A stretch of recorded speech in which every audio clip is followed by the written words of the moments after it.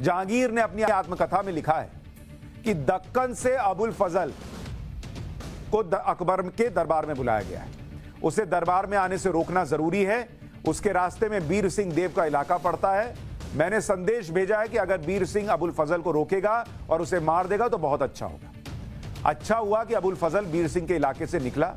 बीर सिंह ने उसका रास्ता रोक लिया और एक छोटी लड़ाई के बाद बीर सिंह ने अबुल फजल को मार दिया और उसका सिर मुझे इलाहाबाद भेज दिया। यह जहांगीर ने अपनी आत्मकथा में लिखा है।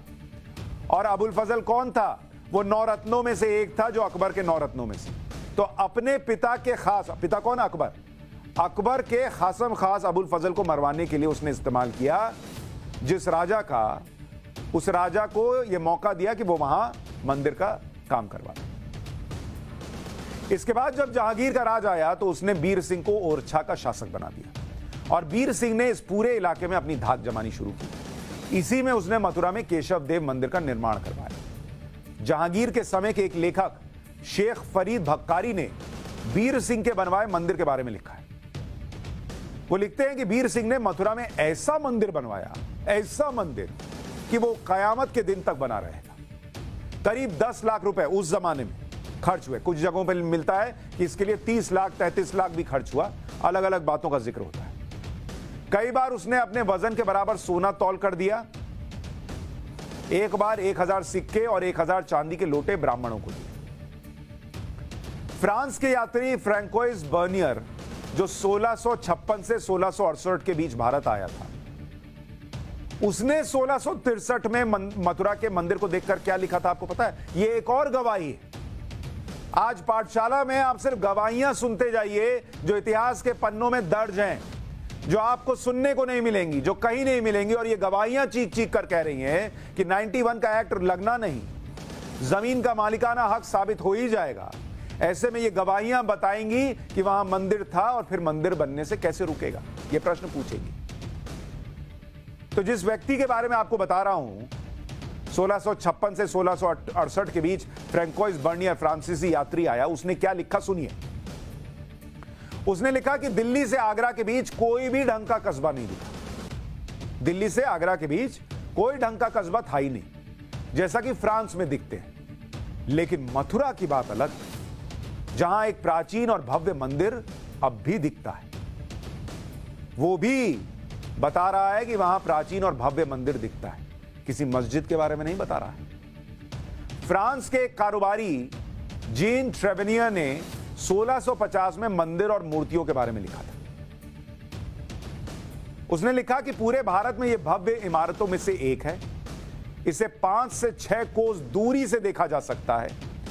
इसे बनाने में लाल पत्थरों का इस्तेमाल हुआ है। मूर्तियों में काले संगमरमर की बनी एक मूर्ति का सिर दिखता है, जिसमें आंखें रूबी की तरह दिखती। सिर को छोड़कर बाकी मूर्ति लाल कपड़े में दिखती है। इसमें बांह भी नहीं दिखती। इस मूर्ति के अगल बगल में 2 फुट ऊंचाई के 2 और मूर्तियां दिखती हैं, लेकिन इन मूर्तियों के चेहरे सफेद हैं। काली मूर्ति किसकी? कृष्ण भगवान की। सफेद मूर्तियां उनके बड़े भाई और उनकी बहन की। 1650 में लिख कर गया है वो आदमी। इतने सबूत हैं मथुरा में मंदिर के निशान के। हमने पाठशाला के मथुरा चैप्टर में पहले भी किया था, जब चैप्टर 1 किया था, जिसको कोर्ट में सबूत के तौर पर रखा गया। कहा गया कि देखिए ये सब चीजें मिली हैं, मथुरा का मामला जो है सुना जाना चाहिए, और अब मथुरा का मामला चल भी रहा है। हमने उस दिन मथुरा चैप्टर में ब्रिटिश अधिकारी अलेक्जेंडर कनिंघम का जिक्र किया, जो ASI यानी आर्कियोलॉजिकल सर्वे ऑफ इंडिया के पूर्व डायरेक्टर जनरल थे और जिन्होंने मथुरा के बारे में विस्तार से लिखा। अलेक्जेंडर कनिंघम ने मथुरा के बारे में ब्रिटिश सिविल सर्वेंट और आर्कियोलॉजिस्ट FS ग्राउस की एक रिपोर्ट का हवाला दिया था, जो अभी FS ग्राउस बताया था ना आपको, कोर्ट ने जिसके बारे में कहा था। उस ग्राउस की रिपोर्ट में क्या लिखा था? उस ग्राउस की रिपोर्ट में लिखा था कि साल 1663 में केशव देव का मंदिर वहां मौजूद था। लिख रहा है रिपोर्ट में, औरंगजेब ने कब तोड़वाया? 1670। यह कब का लिख रहा है? 1663 में, कि केशव देव का मंदिर मौजूद था। जब औरंगजेब मथुरा आया तो फरवरी 1669 में भव्य केशव देव मंदिर को तोड़ दिया गया। औरंगजेब ने भव्य मंदिर को तोड़कर मस्जिद बनवाई, इसके सबूत भी हैं। मस्जिद के अलग अलग चबूतरों पर हिंदू धर्म से जुड़ी कलाकृतियां थीं। ये ठीक वैसी थीं जैसी मुख्य केशव देव मंदिर में थी। मुख्य मंदिर के अलग अलग पत्थरों को तोड़कर मस्जिद में फिट किया गया। मस्जिद के अंदर वो पत्थर मौजूद हैं जिन पर देवनागरी में लिखी पंक्तियां थीं जो पत्थरों के काटने से आधी अधूरी बची थी। ये वो लिख के गया है, एफएस ग्राउस की रिपोर्ट में है ये, कि मंदिर के हिस्से तोड़कर मस्जिद में लगाए गए, और चूंकि आधे अधूरे तोड़कर लगाए गए तो वो आधी अधूरी लाइनें लिखी हुई मिलती हैं, कलाकृतियां मिलती हैं, वैसे ही जैसे ज्ञानवापी मस्जिद के अंदर मिलने का दावा। एक पत्थर पर संवत शब्द का स गायब है, मतलब सन जो लिखा रहता है वो गायब है, वत है। दूसरे पत्थर पर केशव राय लिखा है। तीसरे पत्थर पर संवत 1720 लिखा था। संवत 1720 वर्ष 1656 और 1663 के बराबर था, यानी जब केशव देव मंदिर टूटा नहीं था, जिससे पता चलता है कि औरंगजेब के शुरुआती दौर में केशव देव मंदिर वहीं मौजूद था। मथुरा की जमीन को लेकर चले कोर्ट के सभी मामलों में यह साबित हो चुका था कि इस जमीन का मालिकाना हक राजा पट्नीमल और उनके वंशजों के पास था, जिसे उन्होंने नीलामी में अंग्रेजों से खरीदा था, और इस जमीन के किसी भी हिस्से पर मुसलमानों का कोई अधिकार नहीं था। यह हर केस में साबित हुआ। कोर्ट कह चुका है, दस्तावेज कह चुके हैं कि मुस्लिम पक्ष का उस जमीन पर कोई अधिकार नहीं। मंदिर को लेकर क्या बातें हैं वो मैंने आपके सामने रख दी। अब आगे सुनिए।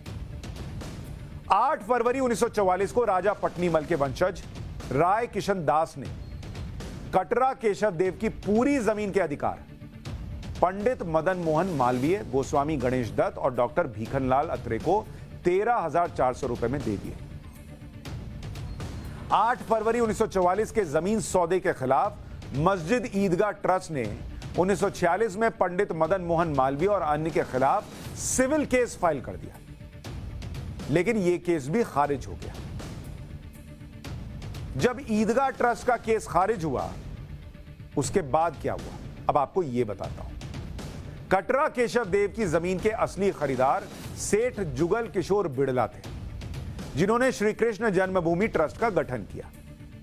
21 फरवरी 1951 को जमीन के सभी अधिकार ट्रस्ट को दे दिए।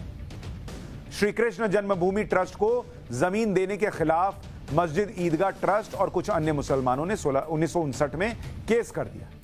वो केस भी खारिज हो गया।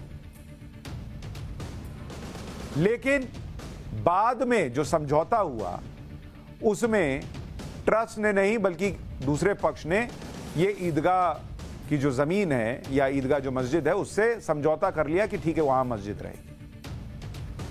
डॉक्यूमेंट सारे हैं। जमीन के मालिकाना हक को लेकर मुझे नहीं लगता कि कोई बहुत ज्यादा संदेह की गुंजाइश है।